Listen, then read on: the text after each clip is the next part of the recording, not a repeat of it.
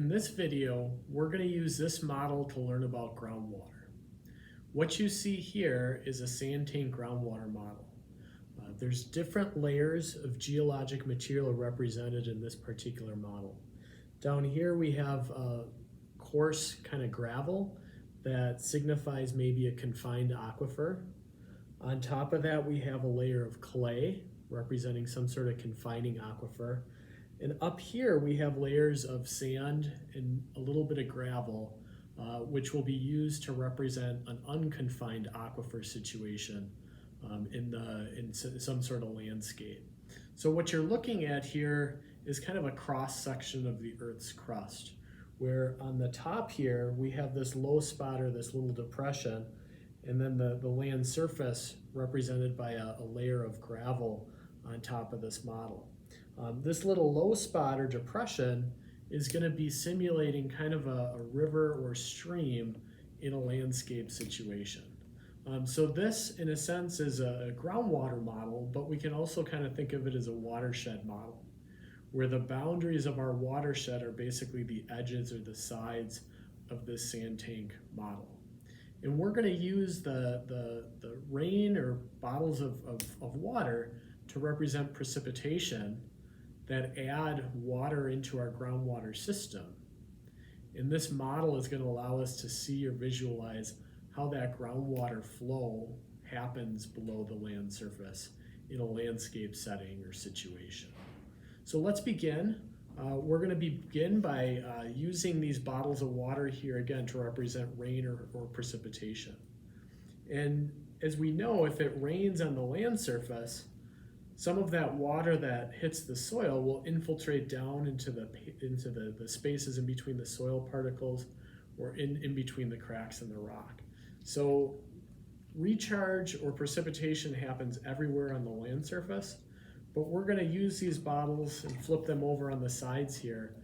And when we do that, these bottles are now going to represent kind of the average rainfall or precipitation that we might get in any given year. So here in Wisconsin, these bottles of water represent maybe the average 32 inches of rainfall that we get every year. The water from these bottles is feeding these little reservoirs. These reservoirs have little holes that allow the water to kind of infiltrate into the sand and gravel representing our aquifer in this model. And you might notice as the soil particles or the spaces in between the sand and gravel begin to fill up, you might notice that the water level in this low spot is starting to rise. And that's because right now we have our river plugged up. So this outlet on the back of the model is kind of the drain for our model, but when it's open, it's going to represent kind of a flowing river or stream. We're going to leave this closed while we add dye to this model. So that dye is going to allow us to visualize and better experience some of the things that we're trying to illustrate with our groundwater model. So we're going to use that dye, we're going to add dye to this model to begin some of the simulations. I'm first going to add green dye. I'm going to use green dye, and I'm going to add green dye to these tubes, which we call piezometers. And piezometers are basically wells that help us monitor different things about the groundwater system. Piezometers might also help us give us access points to sample groundwater and measure it for water quality. But we're going to use these piezometers to help us measure the energy level of our groundwater at different points in the aquifer. And I'm going to add green dye to the piezometers in our unconfined aquifer. So our unconfined aquifer, again, is this sand layer. There's also a little bit of gravel, but it's this upper portion of the aquifer that's exposed to the atmosphere. So as I add dye, that dye is going to help us basically visualize the energy level of the groundwater at the point with which that piezometer finishes in the aquifer. So it's only open to the bottom of that tube. But obviously, because the water is clear, if we didn't have that dye, it would be much harder to observe both the water level in these tubes but also the water movement in the model. So that's what this dye is helping us do, is it's helping us visualize those things a little bit easier. And I've got one more in the unconfined aquifer that I want to add dye to.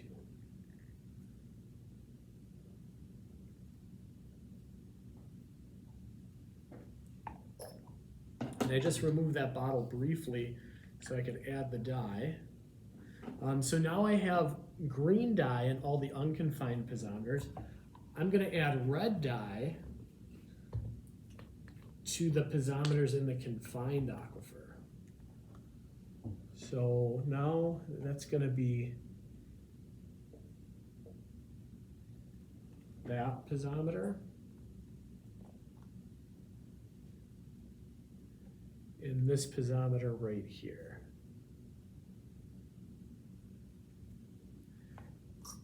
And you might be saying, nothing's happening, the dye is not moving.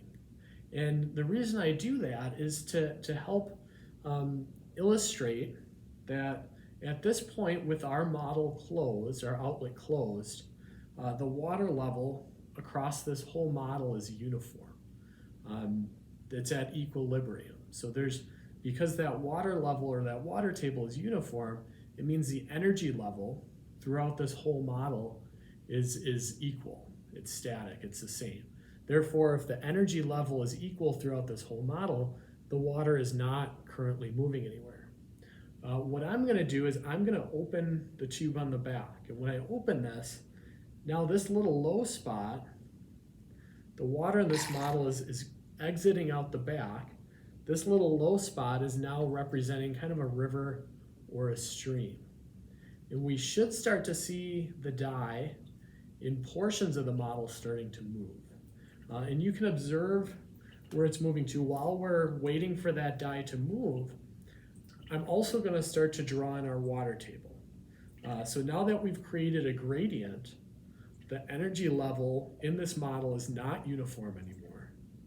We can use the green dye, the top of the water level in these piezometers in the green tubes, to record or estimate the energy level of the groundwater system where these piezometers are located. So if we measure that water level,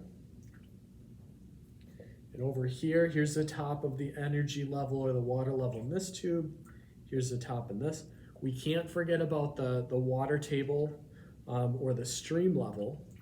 Anywhere where the water table intersects the land surface, that's typically where we're going to find lakes, rivers, streams, and wetlands. And the water level in lakes, rivers, streams, and wetlands gives us an indication of the water table location. So that's an important reference point for groundwater scientists is rivers, lakes, and streams. If we continue on, again, we're only connecting the water level in the green piezometers at this point. Here's another one here, and then again, the water level over here. If we connect those dots, this dashed line now gives us an indication of where our water table is at. And the water table is the top of our groundwater aquifer. The water table is the point at which all the empty spaces in the soil or all the spaces in between the cracks in the rock are completely filled with water. That's what this blue dashed line represents as our water table. Everything below the water table is saturated, and that's our groundwater resource. That's our groundwater system. So now we have the water table showing us again the changes in elevation of our groundwater, and we can make inferences about groundwater movement if we know a little bit about the slope of that water table. We would assume that water is going to flow from areas of high groundwater elevation to areas of lower groundwater elevation. And how do we reference, or how do we kind of try to visualize that in this model? We can use the dye. So the green dye is giving us an indication of how that groundwater is moving within this model. Obviously, because the water is clear, if we didn't add that dye, we wouldn't be able to observe that or see that very well. But wherever that green dye is moving is giving us an indication of the groundwater flow direction. So here we can see clearly where that dye is flowing.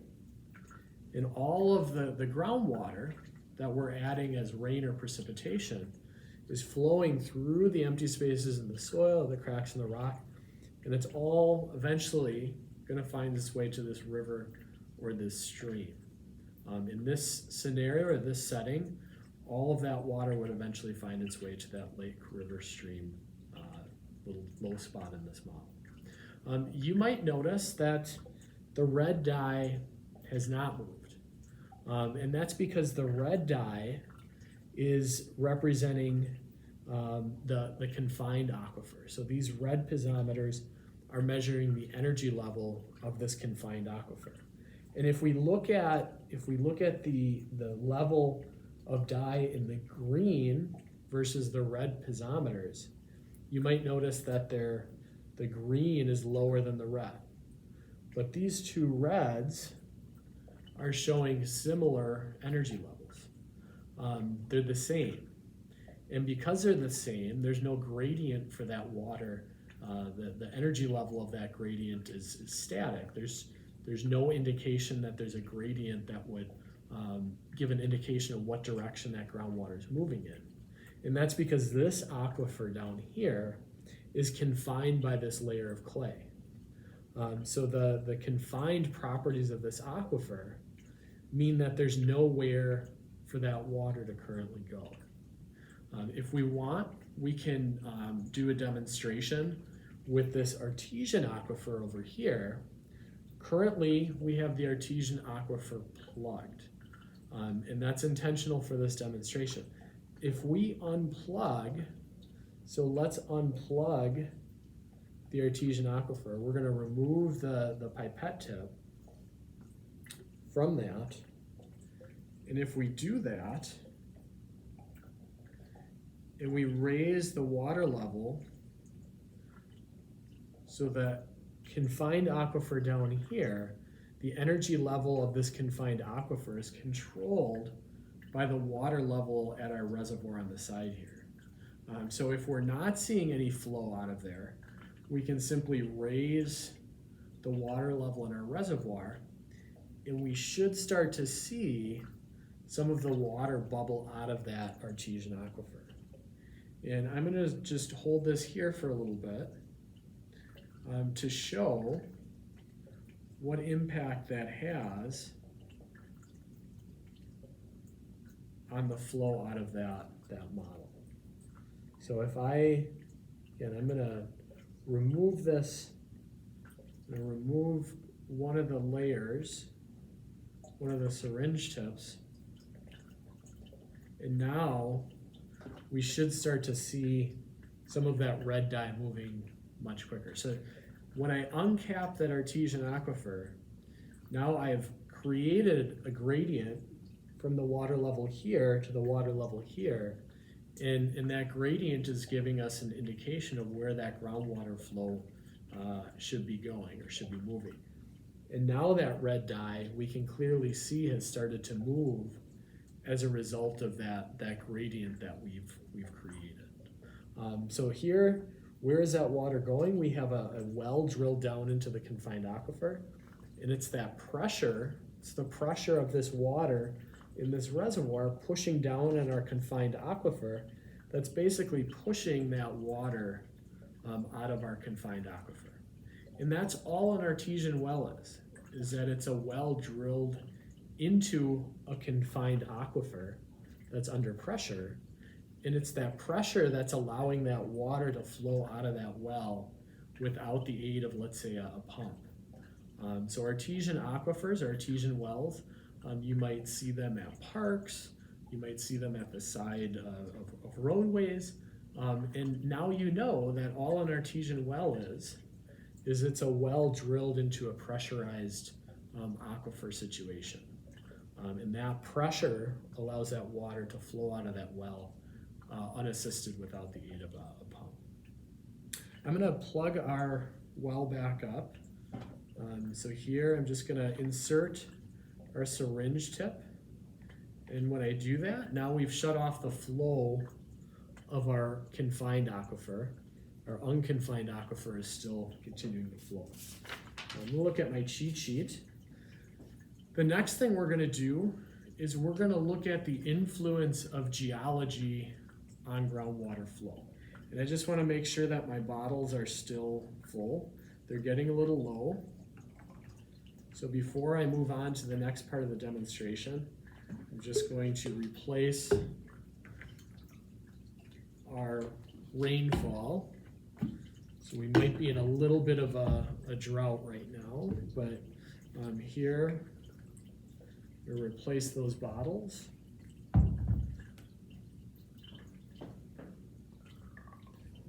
And we're going to begin the second part of this demonstration, which is looking at the effects of geology on groundwater flow. And to do that, we're going to use a series of what we call injection wells on this side of the model. And there's 3 wells. Each of these wells, or these piezometers, is finished into a different portion of our model. And I'm going to add green dye to the different wells, and you'll see as I do that, you'll see where those wells are located. So our first well is down here. Our second well is located here. And our third well is up here in the coarse wedge. Now we call this our groundwater race. The idea here is to observe groundwater flow in each of these different types of aquifer materials.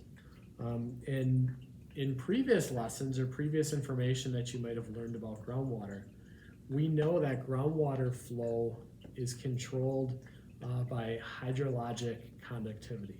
Different types of materials have different hydrologic conductivities associated with them. The gravel here has a different hydraulic conductivity than the sand. And down here we have another layer of gravel. And each of these little plumes of green dye is going to behave differently depending on which location that dye was injected to. What observations can we make so far about the rate of groundwater movement in each of these different dye plumes? You might be able to see up here in this coarse wedge that this green dye is so far it's moving much more quickly. This is our clear winner if we're looking at which of the groundwater is moving fastest. Clearly, it's this dye plume here in the coarse wedge that has run out to kind of a commanding lead. If we look at the dye plume down here in the sand, clearly it's moving, but it's not moving quite as fast as that in the coarse wedge. And that's because the hydrologic conductivity of the gravel is much higher than the hydrologic conductivity of that sand. The empty spaces, the pore spaces are larger. They're very well connected. In those two properties, the amount of pore space, the porosity, as well as the interconnectedness of that pore space means that the groundwater moving through this material is able to move much more quickly than the groundwater moving through the sand material down here. You might be asking yourself, well, why hasn't this dye down here, this green dye in the coarse gravel wedge, why hasn't that moved at all? And it gets back to what we learned about that confined aquifer. This is the same material, but right now, this aquifer is under confined conditions. So what we're gonna do is we're gonna uncork or untap our aquifer, and now we have basically pressure, we have a gradient created. Now we're going to observe and watch what happens to this green dye here compared to our other contestants in our groundwater race. So let's continue to observe that, and we're going to see as we watch this evolve, we're going to see which of these becomes our winner. And we can probably make some inferences about that, but let's keep observing what happens as we go through this demonstration. So here, right now, our green dye here is about here. Here our green dye is only about here. And here our green dye is right here right now. But let's continue to keep watching what happens during this presentation. If you want to create a little bit more gradient, the energy level of our model is controlled by the water level in the reservoirs. So if we want to increase our water level, we can do that by changing the position of the tube on our rainfall. So I created a shorter tube, and that's going to result in a slightly higher water table here. And a slightly greater gradient if we raise the water level here, and the gradient or the water level in our river stays the same, we've created a steeper gradient. And that steeper gradient will allow water to move. We'd assume that groundwater is going to move faster under a steeper gradient. If we're looking at our groundwater race, we can see that the green dye from this coarse wedge has reached about here. Our dye plume from the sand wedge is it's moving very slowly, but it's stuck maybe around here. And now if we look at our green dye down in this artesian aquifer, we can see it's beginning to catch up with that coarse wedge up here. And we would expect that, right? Because this is gravel. It's got a high hydrologic conductivity. And up here, even though it's the same material, eventually it does encounter some sand. So it wouldn't be surprising that because this is a uniform gravel layer that's also under pressure, that eventually this dye will probably overtake the dye that we injected to the coarse wedge up here. So that's our groundwater race. I think right now we can see that the dye down here has finally overtaken the dye coming out of our coarse wedge up here. The other thing that we can do with this model that I'd like to demonstrate is looking at the effect of wells on our groundwater system. So we have our water table currently drawn in right now, and I'm going to use syringes to help us understand or visualize the impact of groundwater pumping on the water levels in our model, or the groundwater flow in our model. So the first thing I'm going to do, the first well I'm going to pump is to pump the well in the unconfined aquifer here. So as I pump this well right here, watch what happens to the water level in the piezometers of the unconfined aquifer. So I pump. You should see that the water level went down. As I stop pumping, that water level begins to come back up. I'm going to do that again. I want you to watch what happens to the water level in the green and also the red this time. So as I pump, you should start to see that the green piezometers, the water level on those green piezometers went down in these. But the water level in the red piezometers basically stays the same. And now, I didn't have a good seal on that one, but if I do that again, the green go down, the red stays the same. Now I'm going to switch. And instead of pumping the unconfined well, I'm going to pump the well in the confined aquifer. And again, I want you to watch the water level in the green and the red piezometers. Now in this scenario, you should see that when I pump the well in the confined aquifer, only the red piezometers show a decline in the water level. That one. So it's this confining layer that's basically separating the confined aquifer from the unconfined aquifer. And when we pump a well in a confined aquifer, basically this confining layer means that whatever impact we're having on the groundwater system is largely isolated from the groundwater above it. So that's one of the things that a confining layer does, is it separates the different aquifers. It prevents water movement from moving either down into the confined aquifer, or it prevents the impacts of something like groundwater pumping from affecting the groundwater levels in the unconfined aquifer situation. It might also limit the amount of pollution that can get from, let's say, the upper aquifer into lower aquifers. The other thing we can do in regards to groundwater pumping is we can simulate the impact of maybe a high capacity well. So in both these situations, you might have seen that I pumped, but the water levels return back relatively quickly. If we were to have, let's say, a municipal well, or maybe a high capacity irrigation well that are pumping much larger quantities of water, we can simulate those impacts by creating kind of a siphon. And I'm going to use this tube to create a siphon.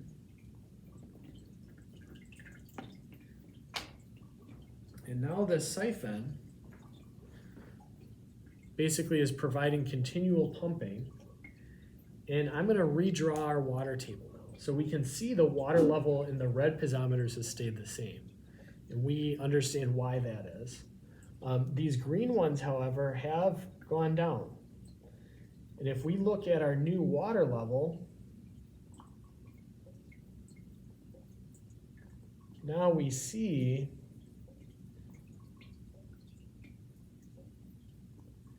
that the closer we are to our well, the more drawn down the water table has become. And we've created what we call the cone of depression as a result of our high capacity well. As a result of that large well that's pumping continuously, we've lowered the water table in the area surrounding the well. We are now we're probably intercepting a lot of that groundwater that would normally flow to that river stream.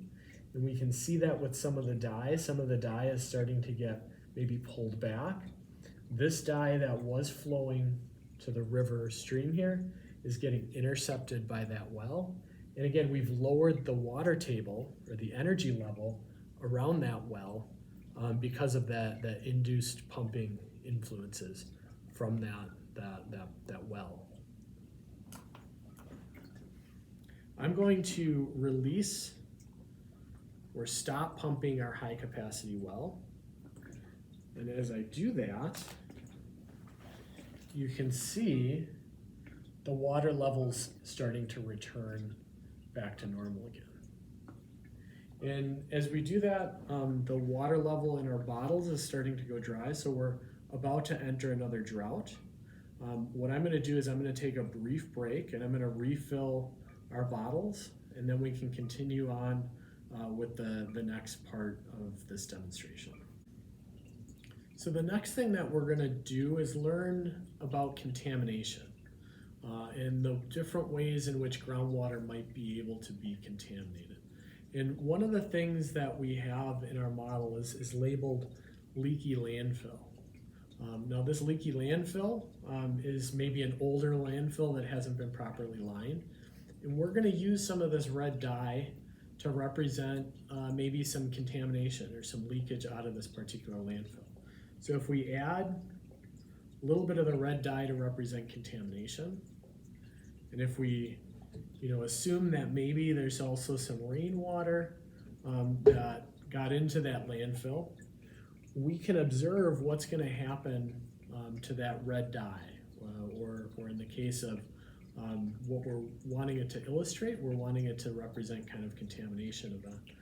And if we look and say that, well, we might get some rain, on the landscape and that rain might push some of that contamination down, we can then observe what is happening to that contamination from that leaky landfill. And we can already see up here some of the soil, some of the top layers of our model are getting contaminated with some of that leakage from that landfill.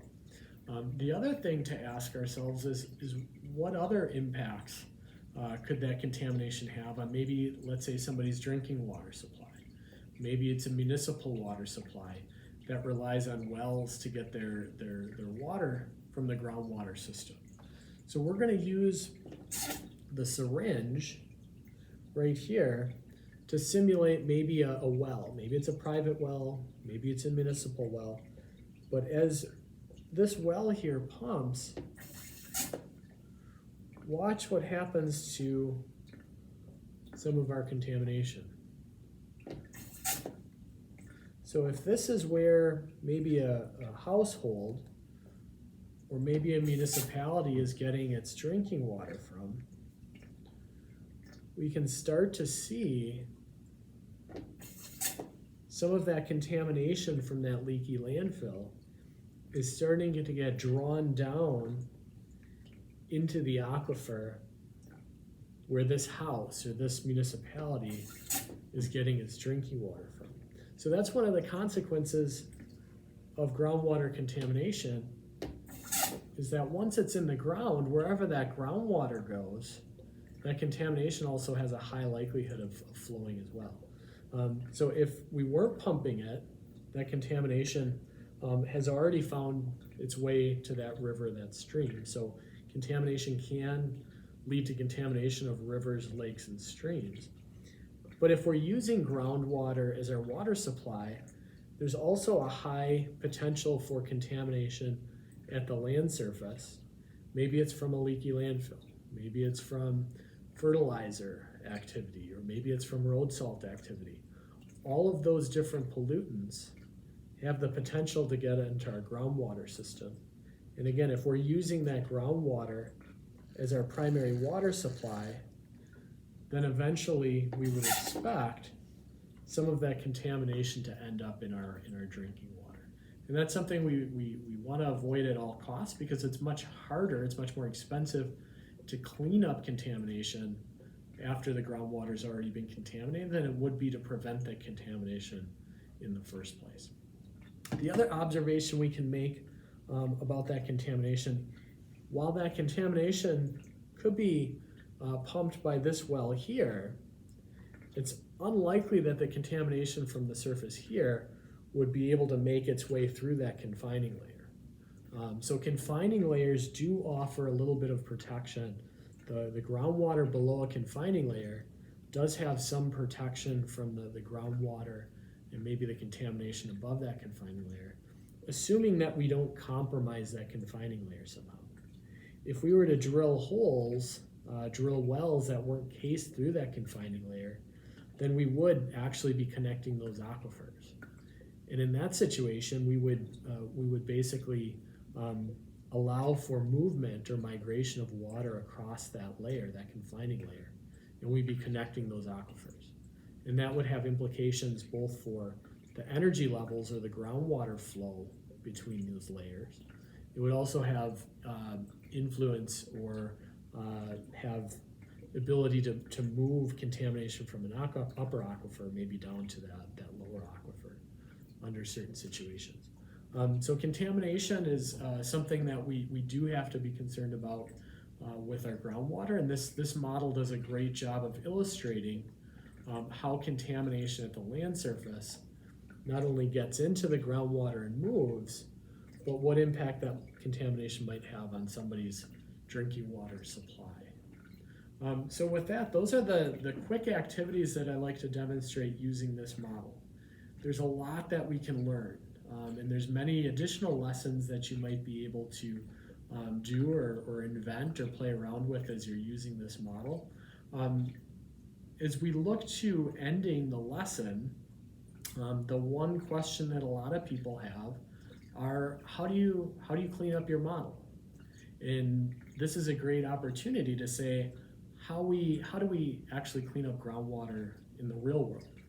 Because how we clean up this model is very similar to how we might clean up groundwater in the natural environment. And there's really only two ways that we can clean up groundwater. If we're lucky enough, we might be able to remove some of that contamination source. So how do we remove the contamination source? If we assume that some of the green dye in these piezometers is contamination, and some of the red dye in the piezometers, or the red dye from our leaky landfill is contamination, we can remove the contamination source, right? So if we remove some of that concentrated dye that we've added to the piezometers, if we remove some of that, then we've removed part of the source of our contamination into this model. So I'm going to remove some of that contamination. But then the second thing, the second way in which we clean up groundwater is we let nature flush those pollutants out. So if we remove the contamination source both in the groundwater as best we can, if we remove the contamination from the land surface, then the only thing that we can do next is let nature push the pollutants that might be down in our aquifer, push those pollutants out. And that sometimes can take a really long time to do, which again emphasizes the point that eliminating contamination in the first place is much more cost effective than it is to try and clean up groundwater after the fact, after it's already been contaminated. But if we allow this water to flush through, I'm going to unplug our artesian aquifer, our confined aquifer, and that's going to allow the groundwater down here to start moving and be flushed out as well. Really, how we clean up groundwater is let clean rain, clean snow melt push the contaminated groundwater out of the system to our river stream. And again, that might take in the real world, that might take years or decades or even longer. Fortunately for our groundwater model, we might be able to clean up the contamination in this model in maybe 15 to 20 minutes. But that's not something we have the ability to do in the real world. In the real world, sometimes we have to wait for nature to clean up our groundwater for us. And we want to try to avoid that because it takes a really long time. So anything we can do to help protect our groundwater resources, we should do everything possible, because we never know who's relying on that groundwater as their drinking water. And all of us want groundwater, we want drinking water that's as clean as possible, because that's going to make sure that we as people are as healthy and as happy as possible. So with that, that's our lessons using the groundwater model. There are obviously many more lessons that people could create, but in the short amount of time that we have here, I hope that gives you some ideas of lessons or activities that you might be able to incorporate into your curriculums where you are. Thank you, and have a great day.